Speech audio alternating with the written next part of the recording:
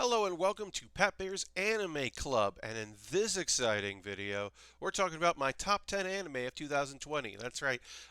You may have noticed that this came a little later than previous videos. It's towards the end of January, but this coincides with my list on Giant Bomb's top 10s. That's right. I'm doing a anime list instead of top 10 video games. Giant Bomb, of course, a site for video games, but with the fact that I didn't play a lot of games that came out in the year 2020, and a couple that I did play, I did not enjoy. I mean, I think Yakuza, if I was going to do a games list, it would have been Yakuza, would have been the top, and Hades was fantastic. So one of those two. But I didn't play 10 video games that came out this year that I really liked.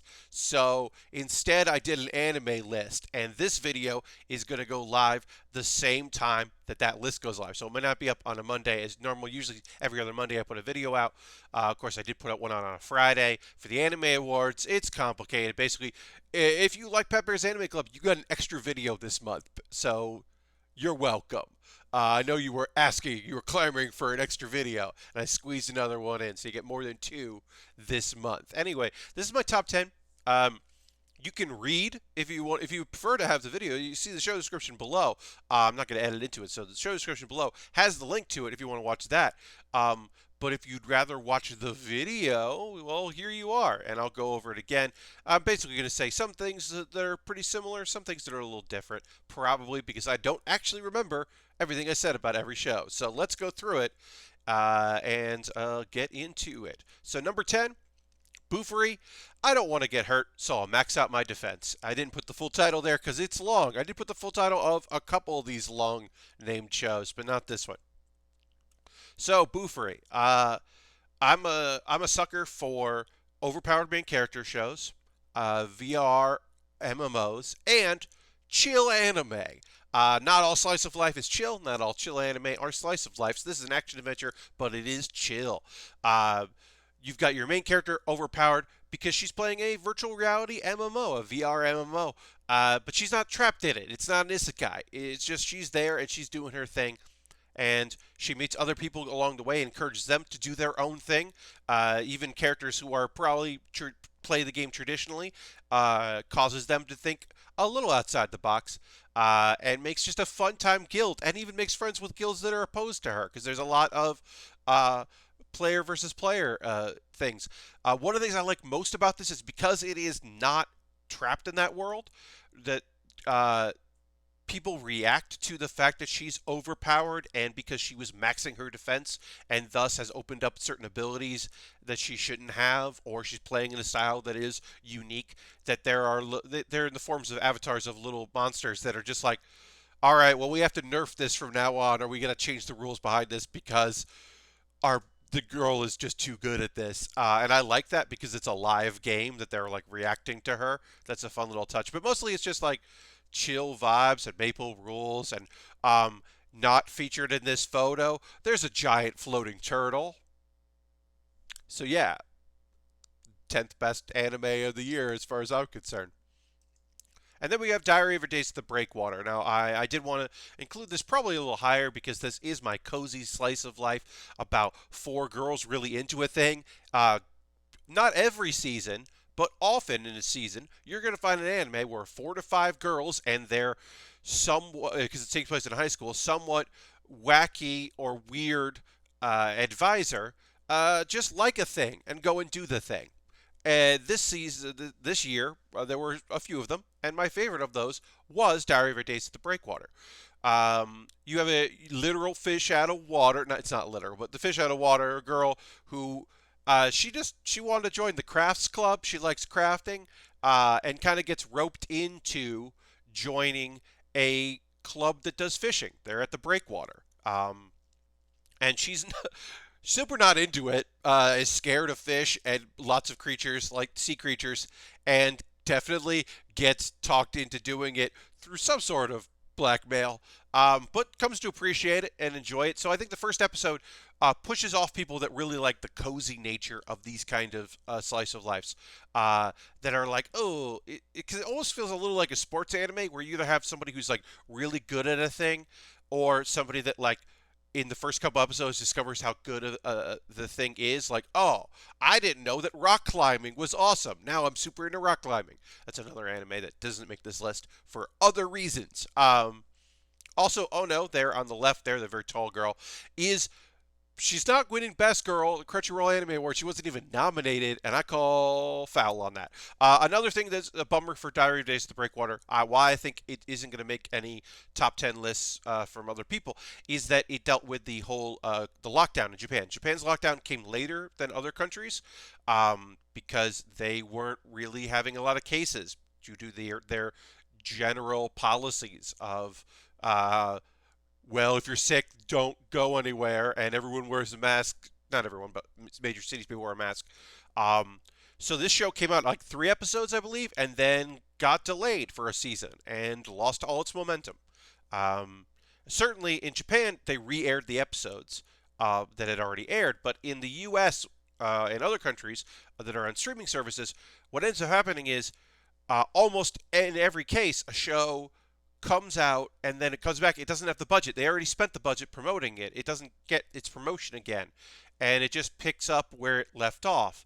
Um, I would say the only exception to that this year was probably Food Wars, because it was the last season of Food Wars. That when Food Wars came back, it was a bit of a big deal that it came back. Whereas any other show that had dealt with that delay, not as much. Um, all right, Kaguyasama Loves War Season 2. I really loved the first season of Kaguyasama Loves War. I would have.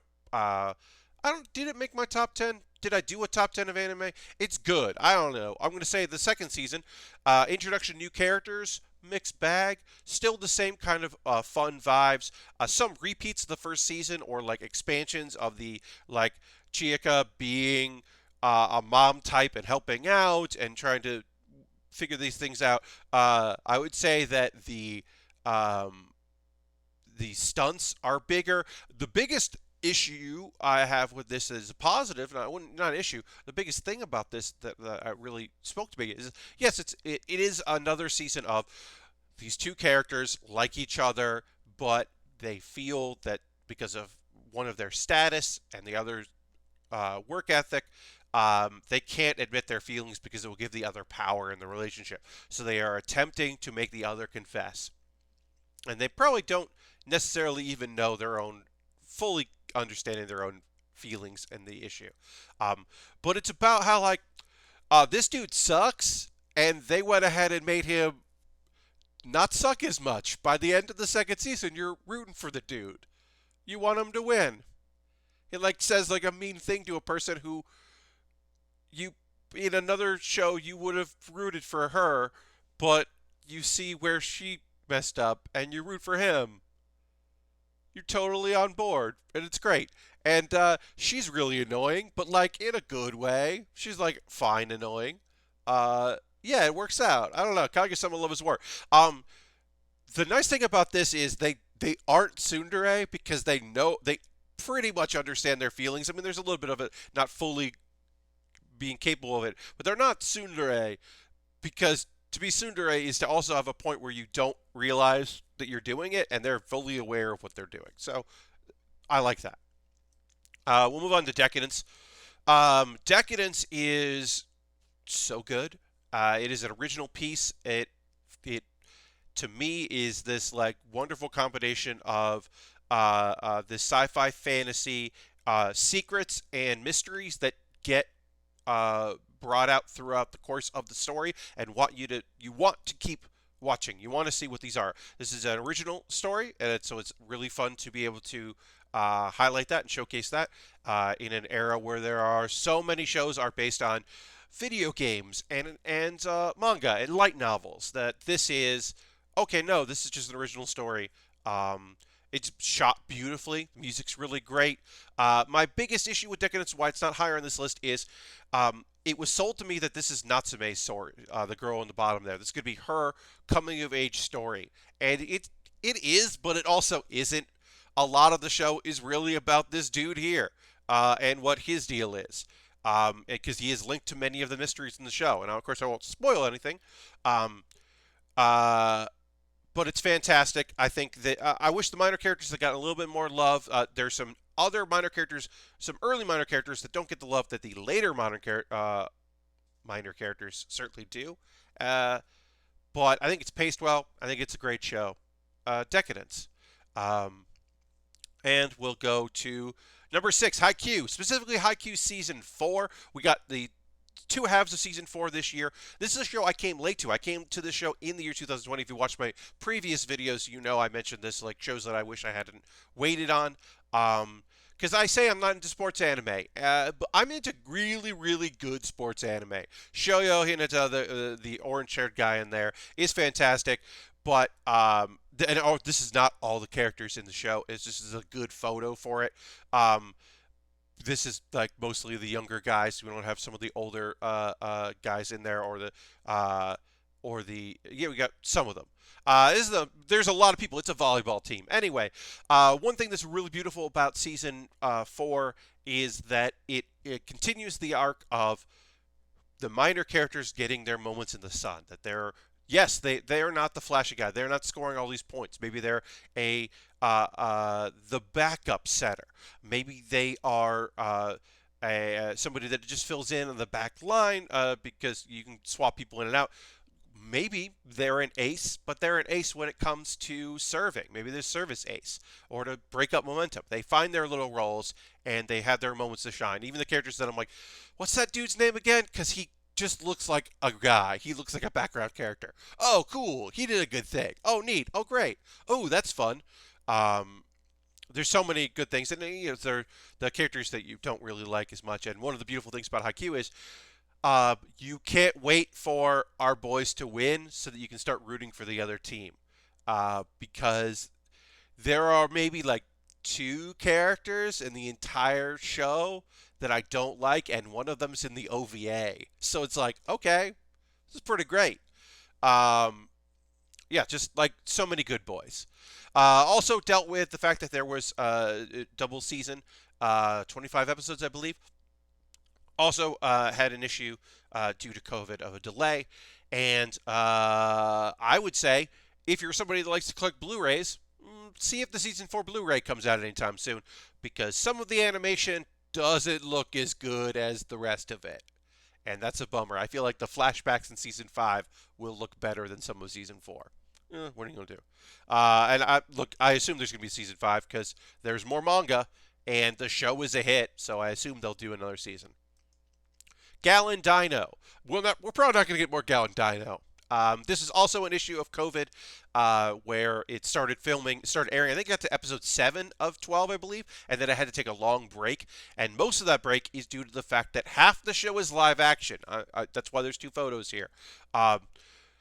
It is a story of a gal who wakes up and there's a cartoonish looking dinosaur that apparently she drank with the night before, and the dino moves in. And then stuff happens, and it's weird. Dino doesn't talk, but they communicate. It's very fun. And then also, like I said, half of it is live action. In between, there's some fake digital claymation that's really clever, interesting. But yeah, the live action stuff is weird, incredibly weird. This is by the makers of Pop Team Epic. And you can definitely tell that in the live action portion. There is a minor character from Pop Team Epic that makes an appearance early in the show. That is an incredibly weird thing. One of the bummers about the COVID delay is that clearly some of the later episodes are just like, what can we do in this room with these 2 people? Because it's not like there's not many outdoor things. In fact, even towards like maybe episode 6 or 5, there's outdoor shots, and you see like anyone that's not an actor in this like outdoor market shot is wearing a mask, and that might have been true pre-January of 2020, but it's definitely clear that that's happening then. And it's odd. So yeah, it suffers a little bit from that. It gets, I guess it gets more cute and a little less weird. There is an episode later in the show that is just the whole thing is the dino playing with a kitten, and that's rad, but it's not as weird as you would expect. It's not as weird as some other events in the show. But the animated portion is also great. I don't want to speak just on the live action portion. I also want to mention that The animated Gallon Dino is just fun and funky and weird. The supporting cast of characters are fantastic. All of their interpersonal relationships with Dino are great. Um, it is just silly and fun, and they do a lot. They do a lot with very little.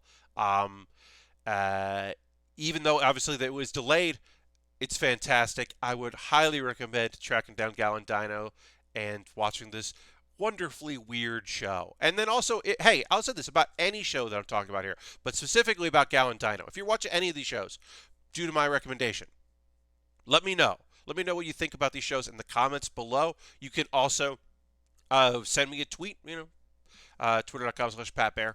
Let me know. But especially if you start watching Gallon Dino, let me let me know what you think about the Gallon Dino. But any of these shows, comments below. Also, hey, what's your favorite anime of the year? I'm going to talk about mine in a minute or two, but tell me about yours. I would like to see it. And now let's go to my next life as a villain is All Routes Lead to Doom. I told you that I included one long title in there. So my next life as a villain is All Routes Lead to Doom is it's an isekai you could tell your friends about. That's just nice. So I will briefly tell you the history of isekai as best I can. When people talk about isekai, they are talking about modern isekai. They are talking about Sword Art Online and Jobless Reincarnate that led to the light novels, the web novels, Jobless. It's just an anime now, but it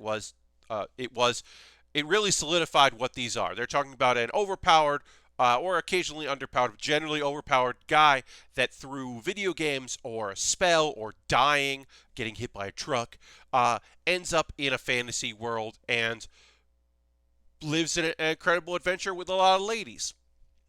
That's not the roots of isekai. The actual roots of isekai are Alice in Wonderland. Alice in Wonderland led to and tales of a young heroine led to tales that an anime that began the actual different world before the name was before it really was solidified.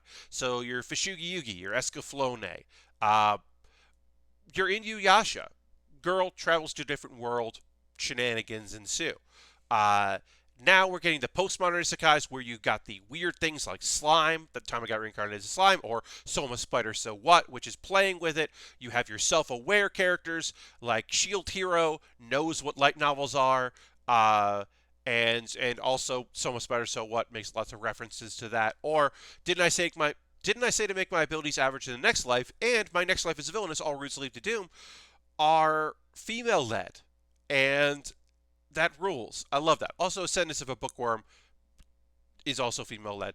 But this is a girl who dies and is reincarnated into an Otome game, a dating game. But she's not the main character. She's not Maria. She's Katrina, the villainess, the main villain of the story, whose best ending, the best possible ending, is that she is kicked out of her country. The worst ending is that she is murdered several different times. So she starts as a kid and then they age forward. What do you do if you know how the story is going to go? And then what else do you do if you're not the smartest person in the world? You're a good person, but you're not great.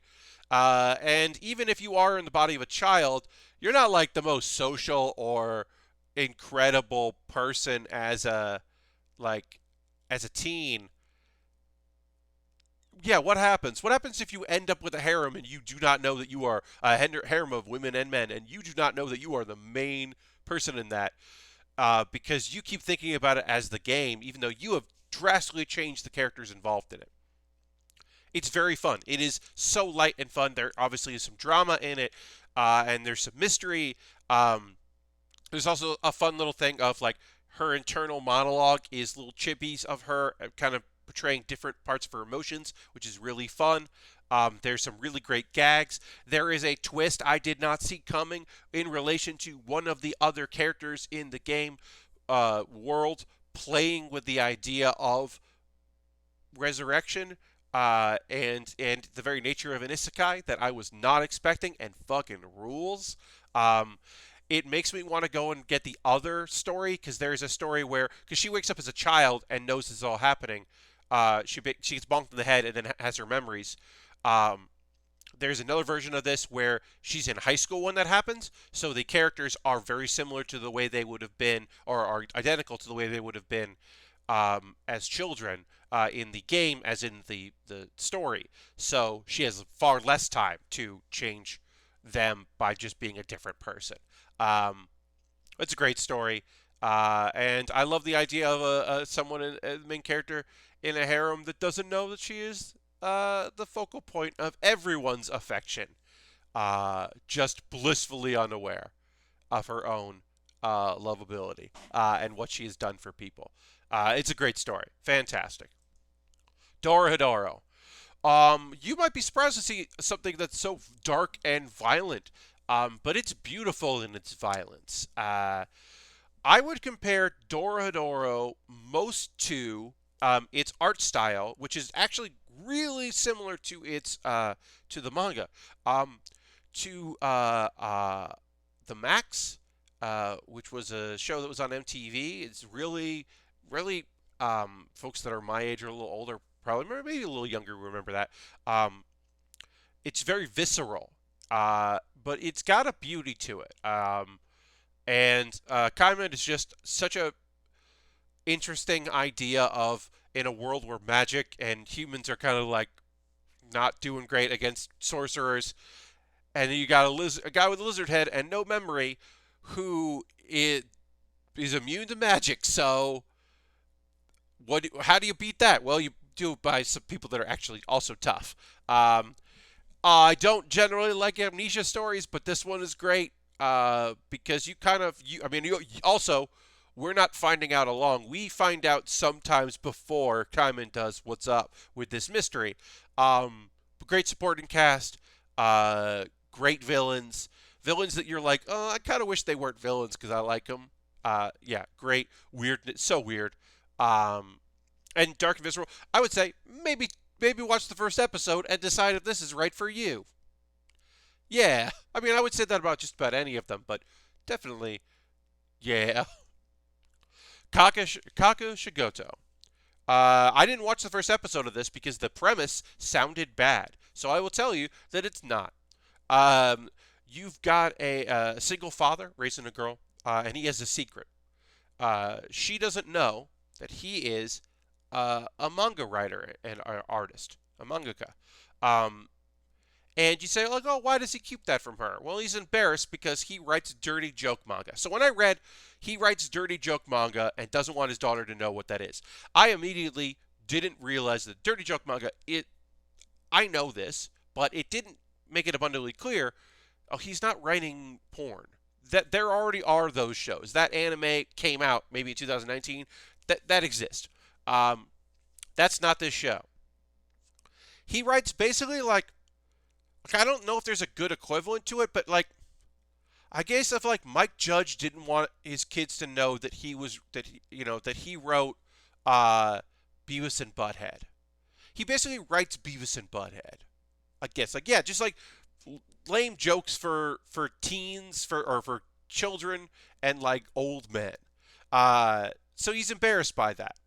And that is the larger thing. It's his exploits with a wonderful cast of characters, those that know his secret, those that don't, and try to keep this from his daughter because he's embarrassed by it because he thinks that will break the illusion that she has of him. Um, but that's not the whole show because we just keep getting moments where we're like, hey, why is there this like darkness?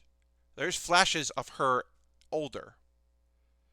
And they parallel the things that we see in the anime in the normal time of her mother passed away and left her these boxes of things and for birthdays, and then she finds other boxes that are set up, and we're like, what happened? And it takes the series before you really know what's happening, and you get these moments of characters a couple of years later, and you're like, what is this? And there's this like dread, which is so odd for a comedy. It's a dramedy. because it is very funny and unusual. And no spoilers, but it gets ridiculous. But I like it. I like how odd it gets by the end. I like the direction it goes and where it goes. That's Kakushigoto. I'm going to drink a little water, and then I'm going to get to our number one. Now, if you know me, you probably know what my number one is. I've been talking about it all year because it came out at the very beginning in the winter 2020 season. You might know what it is. It is Keep Your Hands Off Isaacin. Oh, God. Beautiful. Like a Gorillaz video come to life. It's wonderful. The music is fantastic. It is a love letter to not just anime. This is a group of where 2 out of the 3 members of this group they want to make an anime. Well, the anime club isn't about that, so they join the movie club, the short movie club. They create it, and it just so happens that the shorts they make are all about anime, huh? Um, and it's their attempts to create an anime, people that love it, and also a character that is just like, well, the thing I love is getting things done and making money, so I will be the business manager because it doesn't have to just be that creative. But it is a love letter to all creative processes. If your thing is loving anime and loving the production of anime, this is obviously for you. But there are characters that love sound engineering. There are characters that love robots. One of my favorite monologues of the whole year is the robotics club president talking about how he knows that to love robots and is to know that they don't work and they don't make sense and you can't make sense of it, but you still love them. And it's just like, that's a monologue for me. That's just like made for me. But the lengths they go to make this thing happen, the lengths that the characters who are from outside the school go to make this dream reality because they get swept up in it or they combine it with their own loves and uh, um, their own needs for a champion. And it's just like, oh, and the student councils that try to keep them down, uh, and also their imaginations run wild. Like this show, it was a great manga. I've read it, but also it's a great anime. Because the visual medium is so needed for this.